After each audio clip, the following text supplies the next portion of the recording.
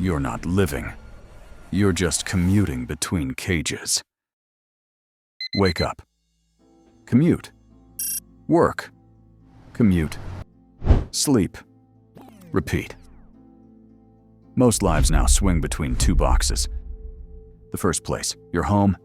The second place, your job. And yet, we are exhausted. And somehow, still bored. Something is missing. Not purpose, not motivation. Space. The space where life used to happen. Think about your day. When was the last time you went somewhere with no intention of spending money? In the US and UK, time spent socializing in public spaces has dropped over 30% since the 1990s. Not because people stopped wanting connection, because there's nowhere left to put it. We are running faster than ever, but the scenery never changes. It wasn't always like this. Society used to have a third lung. In the 1980s, sociologist Ray Oldenburg named it the third place. Not home, not work. The cafe where nobody rushed you. The park bench. The pub. The barber shop. The public square.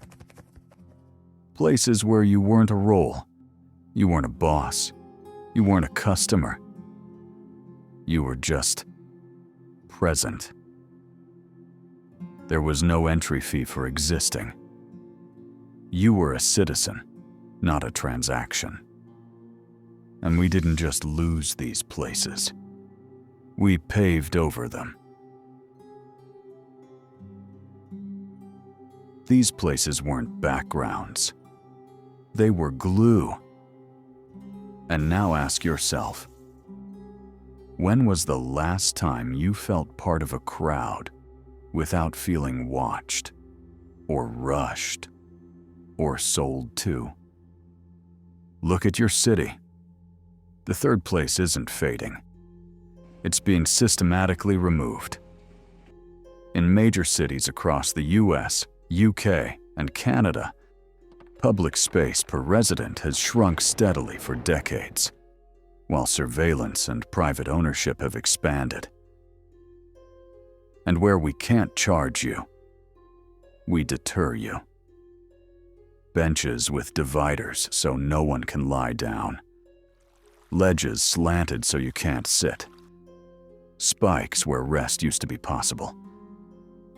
We engineered discomfort into our own world. The city is telling you, move, buy, or leave. So we retreated into our homes, into our phones, not because we wanted to, because there was nowhere else to go. The consequences are everywhere. In the US, 1 in 4 adults now reports having no close friends. In the UK, loneliness is severe enough to have its own government minister. Community didn't disappear, was displaced, replaced with feeds, subscriptions, digital noise pretending to be social life.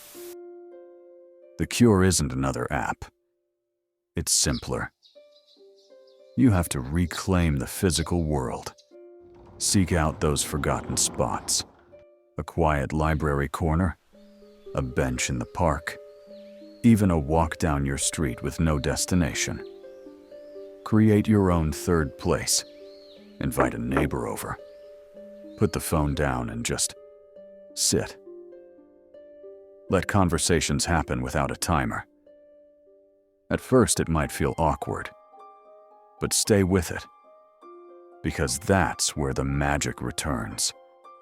Unplanned laughs, shared stories, the warmth of being seen without performing. We don't have to accept this isolation. We can build back the spaces that make us human. Start small. Go outside today. Find your third place. before it's gone for good.